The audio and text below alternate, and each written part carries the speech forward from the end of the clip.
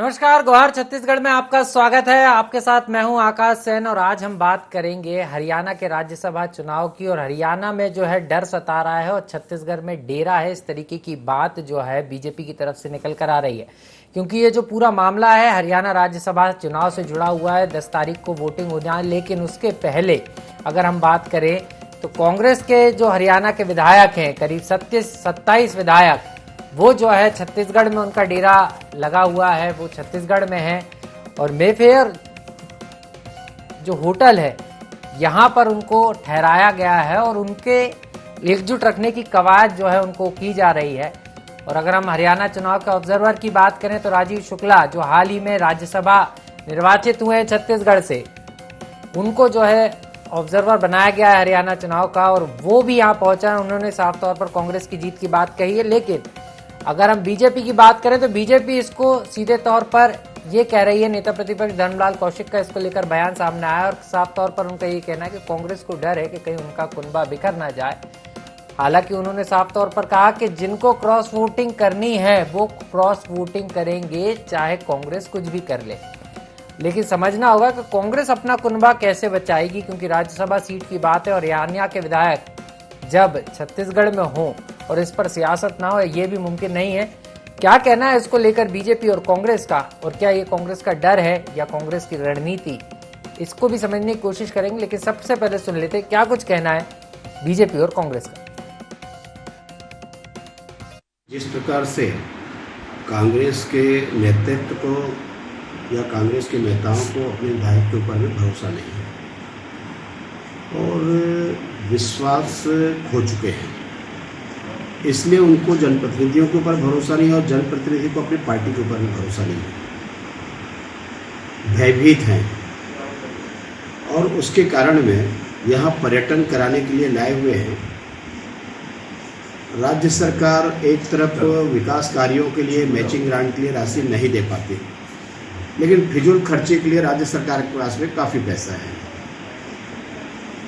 लेकिन मुझे जो लगता है कि यहाँ लाने से इन्हें कोई फ़ायदा होने वाला है, मुझे नहीं लगता कि कुछ होगा। जो यदि ठान लिए हैं कि क्रॉस वोटिंग करेंगे तो क्रॉस वोटिंग होगा, लेकिन उसके बाद भी जिस प्रकार से उनको ले आना, उसके बाद में उनको फिर प्रभारी नियुक्त किया जाना, एक प्रकार से कांग्रेस पूरे देश में अपनी विश्वसनीयता खो चुकी है। माननीय नेता प्रतिपक्ष जी जिस भाषा का उपयोग कर रहे हैं, ये भाषा तो समझ लीजिए केंद्रीय गृह मंत्री अमित शाह जी की भाषा है। अब अमित शाह जी से माननीय नेता प्रतिपक्ष जी की क्या बात हुई है, ये उनके स्टेटमेंट से साबित हो रहा है कि तोड़ फोड़ और षड्यंत्र की राजनीति करने में माहिर लोग अभी भी लगे हुए हैं। लेकिन उनका दुर्भाग्य होगा, छत्तीसगढ़ में जो माननीय विधायकगण मौजूद हैं, उनके साथ भारतीय जनता पार्टी के किसी भी प्रकार का षड्यंत्र वो करना चाहेंगे तो उसका जवाब दिया जाएगा। तो सीधे तौर पर रविंद्र चौबे जो छत्तीसगढ़ सरकार के कृषि मंत्री हैं, सरकार के प्रवक्ता भी हैं, साफ तौर पर कह रहे हैं कि हरियाणा के जो कांग्रेस के विधायक हैं वो छत्तीसगढ़ में मौजूद है और उनके साथ किसी भी तरीके से बीजेपी संपर्क करने की कोशिश करेगी तो उसमें बीजेपी कामयाब नहीं होगी। और इसी पर चर्चा करेंगे, क्योंकि हरियाणा के रण की बात है, राज्यसभा का रण है, लेकिन इसको लेकर कांग्रेस डरी हुई है, इस तरीके की बात बीजेपी कह रही है। लेकिन छत्तीसगढ़ में डेरा है और इसी को लेकर सियासत गर्म है छत्तीसगढ़ में। क्या कुछ कहना था हमने आपको सुनाया, आप चर्चा को विस्तार देंगे। मेरे साथ खास मेहमान जुड़ गए हैं, अजय गंगवानी जी हैं, कांग्रेस का पक्ष रखेंगे, बहुत बहुत स्वागत है अजय जी। डॉक्टर अजय चंद्राकर जी हैं, राजनीतिक विश्लेषक हैं, और के.एस. चौहान जी हैं, बीजेपी नेता हैं। आप तीनों मेहमानों को पुनः स्वागत है। और अजय जी, आपसे शुरुआत करना चाहूंगा, क्योंकि कांग्रेस के करीब 27 विधायक हरियाणा के जो हैं वो रायपुर में हैं और लगातार जो है कांग्रेस की तरफ से भी इस तरीके की बातें आ रही कि बीजेपी खरीद फरोख्त की कोशिश कर रही है और यही कारण है कि उनको यहाँ पर लेकर आए हैं। आपको लग रहा है जब सारी चीजें नॉर्मल हैं तो फिर विधायकों को इस तरीके से एक जगह किलेबंदी करना क्या ठीक है? देखिए आकाश जी, कहीं ना कहीं भारतीय जनता पार्टी का चरित्र आज लगातार विधायकों की खरीद फरोख्त, राजनीतिक साजिश और षड्यंत्र करना ये बन चुका है। आज पूरे देश और छत्तीसगढ़ की जनता ये जानती है कि किस प्रकार लोकतंत्र द्वारा चुनी गई सरकार को, चाहे मैं असम की बात करूं, मणिपुर की बात करूं, कर्नाटक की बात करूं, मध्य प्रदेश की बात करूं, महाराष्ट्र में भी हमने देखा किस प्रकार आधी रात को राज्यपाल की मदद से राष्ट्रपति शासन बनाकर चुनी हुई लोकतंत्र की सरकार को गिराने का प्रयास, साजिश, षड्यंत्र लगातार भारतीय जनता पार्टी के नेताओं के द्वारा पूरे देश में किया जा रहा है। और एक बहुत अच्छा स्टेटमेंट मुझे याद आ रहा है, आज भारतीय जनता पार्टी के जो पूर्व राष्ट्रीय महासचिव हैं और आरएसएस के वरिष्ठ नेता राम माधव जी, उनका एक स्टेटमेंट था कि अब पूरे देश में भारतीय जनता पार्टी अब इस स्थिति में आ चुकी है कि किसी भी राज्य में बिना चुनाव जीते वो अपनी सरकार बनाने में सक्षम है। ये स्टेटमेंट स्पष्ट बताता है कि आज भारतीय जनता पार्टी का चाल, चरित्र और चेहरा आज पूरे देश में क्या बन चुका है। आज ये सिर्फ और सिर्फ सत्ता की लोलुपता के लिए राजनीतिक शुचिता को किनारे करते हुए लगातार विधायकों की खरीद फरोख्त से लेकर उनको तोड़फोड़ करके, राजनीतिक करके किसी प्रकार से भी येन केन प्रकार ने अपनी सरकार बनाने का प्रयास करते हैं। ये न केवल लोकसभा में, अब ये राज्यसभा में इनका चरित्र बन चुका है। और चरित्र बन गया है अजय जी, तो आपको ये डर है या सुरक्षा के लिए आपने रणनीति बनाई है कि सेंधमारी हो ना पाए? जी आकाश जी, ये हमारा डर किसी प्रकार से नहीं है, ये सुरक्षा के कारण कर रहे हैं। कहीं ना कहीं जो विधानसभा की बात करो, हमारे विधानसभा में कुल मिलाकर 90 सीटें हैं। 90 डिवाइड बाई 3+1 मतलब 31 सीटें। छत्तीसगढ़ के समान वहां में प्रत्येक राज्यसभा सदस्य के लिए 31 विधायकों के समर्थन की आवश्यकता है और हमारे पास कुल विधायक भी 31 है। तो कहीं नहीं कि सुरक्षा की दृष्टि से, जिस प्रकार से गोवा में भी हमने देखा कि सिर्फ दाही के आंकड़े तक भी इनके विधायक नहीं थे, माननीय गृह मंत्री के द्वारा लगातार जिस प्रकार से खरीद फरोख्त करके सरकार बना दी गई, तो कहीं ना कहीं दूध का छलक भी छाछ फूक फूक के पीता है। चलिए, मतलब आप छाछ फूक फूक के पी रहे हैं। चलिए, लौटूंगा आपके पास, बीजेपी से समझ लेता हूं। 10 सेकंड और ले रहा हूं, बात कंप्लीट कर लूं। आज ये हम हरियाणा के विधायकों की गिलेबंदी करके सुरक्षा के लिए अगर हम प्रयास कर रहे हैं तो गलत है। किस प्रकार मध्य प्रदेश में लोकतंत्र द्वारा चुनी गई सरकार को, विपक्ष के विधायकों को इनके द्वारा चार्टर प्लेन में लाया गया और लोकतंत्र द्वारा चुनी गई सरकार को गिराया गया, तब भारतीय जनता पार्टी का चरित्र ठीक था। आज धर्मलाल कौशिक जी का बयान सुनिए, एक तरफ वो कह रहे हैं कि हम सिर्फ भारतीय जनता पार्टी के उनको वोट देंगे, लेकिन जिस प्रकार से निर्दलीय को समर्थन देकर लोकतंत्र का गला घोटने का प्रयास किया जा रहा है, वो घोर आलोचनीय और निंदनीय है। चलिए, उस किलेबंदी इसलिए की है और आप सीधे तौर पर सुरक्षा चाहते हैं अपने विधायकों को, क्योंकि कांग्रेस को इस बात की आशंका तो है कि कुछ हो सकता है और ये शायद डर हो सकता है। हालांकि गंगवानी जी कह रहे हैं डर नहीं है, सुरक्षा है। मैं के एस चौहान जी से समझ लेता हूँ। जी चौहान जी से समझ लेता हूँ। चौहान जी, आप कैसे देख रहे हैं? सीधे तौर पर बीजेपी पर बड़े आरोप कांग्रेस के हैं और ये किलेबंदी और सुरक्षा बंदी कह रही है कांग्रेस के विधायकों की सुरक्षा बंदी है। ये हमारे प्रवक्ता भाई श्री गंगवानी जी शायद ये भूल गए हैं कि ये भारतीय जनता पार्टी की बात नहीं हो रही है, कांग्रेस की बात हो रही है। और उन्होंने कांग्रेस की पार्टी की बात छोड़ के सिर्फ और सिर्फ भारतीय जनता पार्टी की बात की है। खैर, मैं अब टॉपिक पे आता हूं। एक्चुअली शर्मा जी, मेन बात यह है कि कांग्रेस पार्टी उसी फॉर्मेट पे चल रही है जो 60 साल पहले चल रही है, उसी ढर्रे पे चल रही है। वो कोई प्रोटोकॉल फॉलो नहीं कर रही। आप 57 सीटें देखिए, 57 सीटों में सिर्फ 10 इनको ऐसा पता था कि 10 हमारे राज्यसभा सांसद होंगे और उसमें से 8 बनते हुए दिख रहे हैं और 2 बनते हुए नहीं दिख रहे हैं। क्यों बनते नहीं दिख रहे हैं? क्योंकि इन्होंने 10 के 10 अधिकतर जो राज्यसभा सांसद की टिकटें दी हैं वो उनके क्षेत्र से दी ही नहीं, वो उनके राज्यों से दी ही नहीं। आप ये देख लीजिए, हरियाणा की बात हो रही है, हरियाणा के जो सुरजेवाला जी हैं उनको टिकट दी गई है राजस्थान से क्योंकि सुरजेवाला 2 बार उनकी जमानत जब्त हो चुकी है। इस वजह से उनकी तो इस वजह से उनको गंगवानी जी आऊंगा गंगवानी जी, आपको समय दूंगा। देख लीजिए, छत्तीसगढ़ में भी इन्होंने क्या बोलते हैं बाहर से लेके आए दोनों राज्यसभा को। बहुत शर्म की बात है। क्या हमारे छत्तीसगढ़ में प्रतिभाओं की कमी थी? क्या आपकी स्मृति गंगवानी जी लौटूंगा ना मैं। गंगवानी जी मैं लौटूंगा आपके पास, ऐसे चर्चा नहीं हो पाएगी। मैं लौटूंगा, जो उनके आरोप पे लौटूंगा ना आपके पास लौटूंगा। चौहान जी, आपका इनको चुप कराइए। समझ चुकी है आपका चरित्र। मैं टॉपिक से हटके कोई बात नहीं कर रहा। गंगवानी जी आ रहा हूँ ना मैं आपके पास, दोबारा लौटूंगा ना, लौटूंगा मैं। जी अभी क्या है कि इन्होंने छत्तीसगढ़ में दोनों राज्यसभा के बाहर से दिया, राजस्थान में तीनों को बाहर से दिया। एक को महाराष्ट्र से ले आए, एक को हरियाणा से ले आए और एक को यूपी से ले आए। आप हरियाणा की टिकट दूसरे को दे रहे हो, ये यहाँ पर प्रॉब्लम ये है। यहाँ पर बाहर जो आरोप लगा रही है कांग्रेस पार्टी के अंदरूनी प्रॉब्लम है एक्चुअली हरियाणा की जो राजनीति है, कांग्रेस है, वहां पर 3 धड़े हैं, 3 गुट है। एक कुमारी शैलजा जी का, एक भूपेंद्र हुड्डा जी का, और तीसरा बिशोई जी का, जो कि बिशोई जी पहले ही प्रदेश अध्यक्ष बनना चाहते थे। मेन बात ये है, वहां पर गुटबाजी है। वो प्रदेश अध्यक्ष बनना चाहते थे, लेकिन किसको बनाया गया? हुड्डा जी के करीबी को, उनको प्रदेश अध्यक्ष बनाया गया। वहां से प्रॉब्लम चालू हुई। इनका जो चिंतन शिविर था, वहां पर भी बिशोई जी गए नहीं। तो मतलब आपको एक चीज समझना चाह रहा चौहान जी, आपको कांग्रेस की चिंता तो समझ में आ गई, ये चिंता कांग्रेस को नहीं लग रही कि है, और इसी का डर है क्योंकि आप कांग्रेस की चिंता कर रहे हैं और इसीलिए कांग्रेस को डर है कि आपको सारी चीजें पता है। तो क्या आप उम्मीद में हैं कि क्रॉस वोटिंग का फायदा बीजेपी को मिल सकता है? देखिए मैं बता रहा हूँ, हमारी जो 40 सीटें हैं हरियाणा में, हमने तो एक ही ये उतारा हुआ है, हमने तो दूसरा नहीं उतारा हुआ है, दूसरा कैंडिडेट तो नहीं उतारा है, हमने तो एक ही कैंडिडेट उतारा है। हम क्यों नहीं लेके गए अपने पूरे विधायकों को?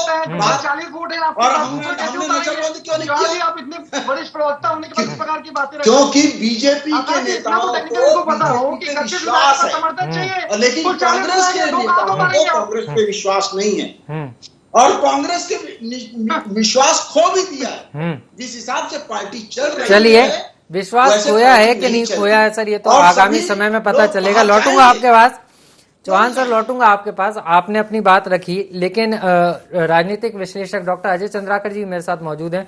अजय सर, आपसे समझना चाह रहा था, क्योंकि राज्यसभा का रण है, 10 तारीख को वोटिंग होना है हरियाणा में, और उसके पहले क्योंकि बीजेपी तो साफ तौर पर कह रही है कि हमने दूसरा कैंडिडेट भी नहीं उतारा, जितनी संख्या उस हिसाब से ही चीजें चल रही, लेकिन कांग्रेस को डर है कि बीच में कुछ भी ऐसा हो सकता है जिससे जो स्थितियां हैं वो बदल सकती हैं। तो आपको लग रहा है कि ऐसी स्थिति है, क्योंकि 27 से ज्यादा विधायक रायपुर में लगातार डेरा बनाए हुए हैं और माना जा रहा है 10 तारीख तक वो यहाँ रहेंगे, तो इसको लेकर सियासत भी है, लेकिन हरियाणा में किस तरीके की स्थिति पाते हैं और छत्तीसगढ़ में इसका कितना असर होगा, मैं आपसे समझना चाहूंगा। जी आकाश जी, अगर हम फेडरल स्टेट में 1967 के बाद का जो भी डाटा है उसका अध्ययन करें जी, तो हरियाणा के बारे में पर्टिकुलर ये कहा जाता था कि हरियाणा में 3 ही लाल पैदा हुए, देवीलाल, भजनलाल और बंसीलाल जी, और तीनों का इतिहास रहा है जिस तरह से दल बदल का। और जब दल बदल कानून भारत में आ गई, तो दल बदल कानून के क्रियान्वयन होने के बाद और 356 का उपयोग पहले होता था, उसमें अब कमी दिखाई देती है, तो इसका रूप बदल गया है। और ये 2 जगह संघर्ष दिख रहा है इस सिस्टम में, और वो दिख रहा है, पहला है कि विधानसभा में किसी दल को बहुमत मिलती है, लेकिन उसको सरकार बनाने से कैसे रोका जाए। चाहे महाराष्ट्र आघाड़ी पार्टी जिस तरह से संघर्ष की, या फिर बहुत पहले आपको याद होगा गुजरात में ही शंकर सिंह बघेला इसी तरह से अपने विधायकों को लेकर के गए थे और बीजेपी में पहली बार फाड़ हुई थी। तो इसी तरह से हम अभी लेटेस्ट कुछ वर्षों में देखे, जिसका जिक्र अजय गंगवानी जी उन स्टेट का कर रहे थे, लेकिन इनके पीछे भी अगर जाएंगे हम तो उस मध्य प्रदेश की बात करेंगे जब विद्या राजे सिंधिया जी होती थी, संबित सरकार बना था, तो ये दौर काफी पुराना है। लेकिन यहाँ पर मूल बात यह है कि राज्यसभा के मसले के ऊपर कांग्रेस कुछ भी कहे कि हम प्रशिक्षण के लिए बुलाए हैं, वो एक आवरण हो सकता है, लेकिन अपने विधायकों को सेफ रखने का और अपने प्रत्याशियों के पक्ष में वोटिंग करने का है। अब बात ये आती है कि विधायक का तो मतलब होता है भारतीय संविधान के अनुसार सकारात्मक, लेकिन विधायकों के ऊपर इतना संदेह क्यों हो रहा है? हम अपने ही पूर्ववर्ती राज्य मध्य प्रदेश को देखें, जब पहले शिवराज जी बोलते थे कि सरकार हम ही बनाएंगे, लेकिन लाल कृष्ण आडवाणी जी का एक स्टेटमेंट जिसके कारण से शिवराज जी को मुख्यमंत्री पद से कुछ समय के लिए अलग किया गया, और जिसके कारण से बाद में फिर जिस माधवराव सिंधिया के सुपुत्र के साथ उनका 36 का आंकड़ा था, उसके साथ किस तरह से हुआ, तो आज धन बल का, या फिर हम कह सकते हैं कि सत्ता का, या फिर हम कह सकते हैं कि भारतीय राजनीति आज के जमाने में आदर्श को छोड़ करके, मूल्य को छोड़ करके कंप्लीट यथार्थ की राजनीति हो गई है, और एकमात्र उद्देश्य है जो भी पद हम चाहें वो हासिल करें, सत्ता में हम रहें। निश्चित रूप से सर, और यही राजनीतिक लालसा है कि हमने देखा है कई राज्यों में इसके परिणाम बदलते हुए नजर आए। जो सत्ता में सरकारें थी वो गिर गईं और दूसरी पार्टी ने, विपक्ष ने सरकार बना ली। और यही कारण है कि कांग्रेस इसको लेकर न सिर्फ चिंतित है बल्कि सेफ प्लान खेल रही है। अजय गंगवानी जी हमारे साथ लगातार बने हुए हैं। गंगवानी जी, आप बीजेपी के आरोपों का जवाब भी दीजिएगा, लेकिन सवाल ये है, क्या ये सिर्फ सेफ गेम है या कहानी कुछ और है? क्योंकि बीजेपी तो ये भी कह रही है ना कि हमारे पास तो जितनी संख्या है उसी आधार पर हमने एक कैंडिडेट उतारा है। तो ये तो साफ समझ में आ रहा है कि जब एक ही कैंडिडेट उतरा है तो सेफ गेम है, लेकिन उसके बावजूद ऐसी क्या जरूरत पड़ रही है कि विधायकों को यहाँ पर लेकर आना पड़ रहा है? क्योंकि आप इस बात को भी कह रहे हैं कि बीजेपी कुछ भी कर सकती है, तो दूसरी चीज कौन सी है जिस बात को लेकर आप सेफ गेम खेल रहे हैं या विधायकों को सेव कर रहे हैं? देखिए आकाश जी, अजय चंदाकर जी काफी वरिष्ठ पत्रकार हैं, बहुत उनकी बातों से उन्होंने बहुत अच्छी बात कही। जिस प्रकार से सत्ता का दुरुपयोग किया जा रहा है, धन बल का दुरुपयोग किया जा रहा है, उस आशंका से बचने के लिए हमें किसी प्रकार से कोई डर नहीं है, हमें अपने विधायकों पर पूरा भरोसा है। लेकिन जिस प्रकार भारतीय जनता पार्टी सत्ता बल का दुरुपयोग कर रही है, आज ईडी, इनकम टैक्स, सीबीआई जैसे संवैधानिक संस्थाओं का दुरुपयोग करके लोकतंत्र द्वारा चुनी गई सरकारों को गिराया जा रहा है। इसका कई उदाहरण मैंने पहले वक्तव्य में भी कहा, चाहे महाराष्ट्र की बात करूं, गोवा की बात करूं, मध्य प्रदेश की बात करूं, और जिस प्रकार से पूरे देश में आज राजभवन का प्रयोग भारतीय जनता पार्टी अपने पार्टी कार्यालय के रूप में कर रही है, जिस प्रकार की राजनीतिक शुचिता पूरी तरह समाप्त हो चुकी है, ये इनके प्रकार किसी प्रकार से सत्ता की लोलुपता के लिए विधायकों की खरीद फरोख्त से लेके ये हर नीचे से नीचे कदम तक जाके भी सरकार गिराने का प्रयास कर रहे हैं। उसे बचाने के लिए अगर हम अपने विधायकों की किलाबंदी कर रहे हैं सुरक्षा के लिए, तो भारतीय जनता पार्टी को कोई आपत्ति नहीं होनी चाहिए। एक तरफ ये कह रहे हैं कि हरियाणा में हमारे पास 40 विधायक है, हमने एक ही वहां पे उम्मीदवार उतारा है, क्योंकि दूसरे विधायक इनके पास संख्या भी नहीं है। 31 विधायकों की जरूरत है और इनके पास 40 विधायक है। लेकिन कहीं ना कहीं इनकी राजनीति अधोरत से इस बात से दिखता है कि वहां के जो निर्दलीय प्रत्याशी कार्तिकेय शर्मा, उनको ये कहीं ना कहीं समर्थन देने का प्रयास पर्दे के पीछे कर रहा है। कहीं ना कहीं इनको कांग्रेस की जो सदस्य चुना जाना है उससे डर है, क्योंकि लोकतंत्र में जो आवाज उठाने की ताकत है वो कांग्रेस पार्टी के पास है। तो इनके द्वारा जो साजिश और षड्यंत्र रचा जा रहा है कि जो निर्दलीय प्रत्याशी को समर्थन करके कांग्रेस प्रत्याशी को जीतने न दिया जाए, और उससे बचने के लिए हमारे मुख्यमंत्री जी को मुख्य ऑब्जर्वर बनाया जाता है। राजीव शुक्ला जी और भूपेश बघेल जी मिलकर किलेबिंदी करके एक अच्छे व्यक्ति को राज्यसभा पहुंचाने के लिए पूरा प्रयास कर रहे हैं। तो इसमें भारतीय जनता पार्टी को आपत्ति नहीं होनी चाहिए। चलिए, आपत्ति नहीं होना चाहिए, लेकिन बीजेपी को आपत्ति है सर। बीजेपी समझ लेते हैं कि आपत्ति क्यों कर रही है। 10 सेकंड ले रहा हूँ, 10 सेकंड ले रहा हूँ।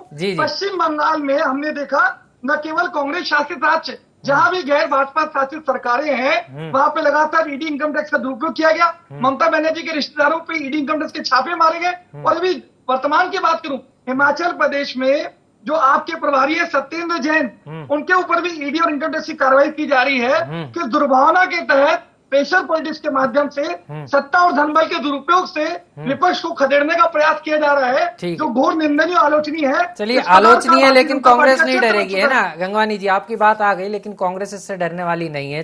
बहरहाल डरने वाली नहीं है। जी बिल्कुल बिल्कुल, मैं समझ गया, आ गई आपकी बात। सुरक्षा के लिए रोका हमने। जी बिल्कुल, चौहान जी से समझ लेते हैं आपके आरोप है। राज्यसभा की बात तो करें, वो तो करें जिसका टॉपिक चल रहा है। मतलब आप ये चाहते हैं कि आप ये तो बात करो, नहीं चौहान जी, राज्यसभा की तो बात करिए। चलिए, गंगवानी जी राज्यसभा जो कि हर क्षेत्रीय पार्टी ने, चौहान जी आपकी भारतीय जनता पार्टी ने और क्षेत्रीय पार्टी ने राजभवन का यूज सभी के रूप में करें। सभी मेरे को बात करने दीजिए, मेरे को बात करने दीजिए। गंगवानी जी, शर्मा जी प्लीज इनको चुप करें, पकड़ी जाए।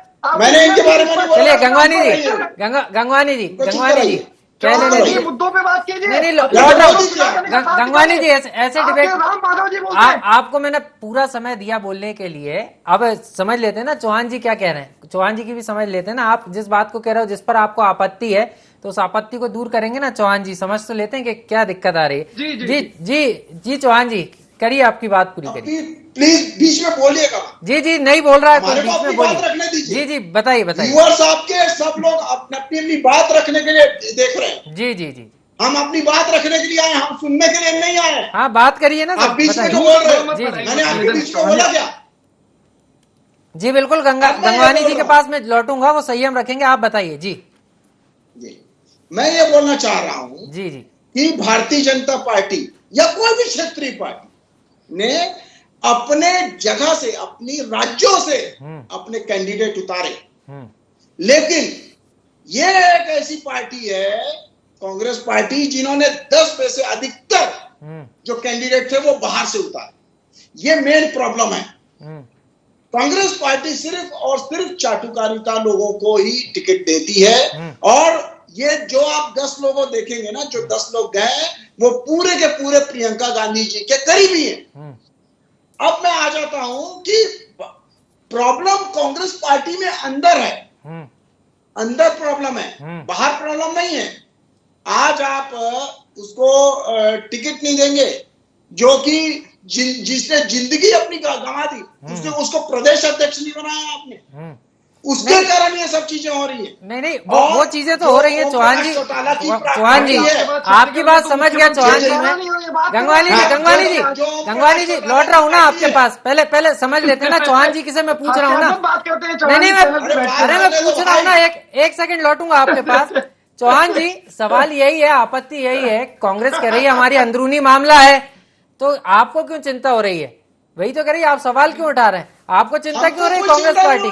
जी कांग्रेस पार्टी को इसलिए तो उठा के 27 विधायक यहाँ पर लेके आए हैं।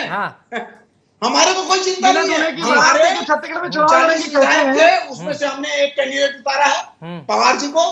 इनके जब 31 विधायक हैं और 31 विधायक चाहिए, तो क्यों इनको शक शुबा हो रहा है? वो क्या है ना, निर्दलीय विधायक प्रत्याशी को आप समर्थन दे रहे हैं। भारतीय जनता पार्टी का चरित्र बन चुका है, झगड़ा है, इसके कारण ही विधायकों की खरीद फरोख्त कर सकते हैं। आप सच को स्वीकार करेंगे चैनल पे आज। भारतीय जनता पार्टी को कोई लेना देना नहीं है। एक उन्होंने अपना कैंडिडेट उतार दिया, फिर आप प्रत्याशियों को समर्थन कर रहे हैं। अगर शर्मा जी उतरे नहीं है, कृष्णकांत शर्मा जी उतरे समर्थन क्यों, और इस बात का जवाब देना चाहिए आकाश जी को। ये दोनों चलिए अब माकन जी को यहाँ पर उतार दिया है, तो वो कांग्रेस पार्टी के जो विधायक हैं उनको मीडिया के माध्यम से दिख रहा है कि निर्दलीय प्रत्याशी को समर्थन कर रहे हैं। आप समझ लेते हैं आप दोनों थोड़ा। चौहान जी ये देखना था कि आज हरियाणा का आदमी अगर आपको तकनीकी जानकारी चलिए स्थिति कुछ और होती। लौट रहा हूँ हम कार्यक्रम के अंतिम बेला में। आप दोनों थोड़ा संयम रखिए। डॉक्टर अजय चंद्राकर जी हमारे साथ लगातार बने हुए। चौहान जी, आ गई आपकी बात। आप जिस बात की चिंता कर रहे हैं, कांग्रेस पार्टी की चिंता कर रहे हैं, आ गई आपकी बात।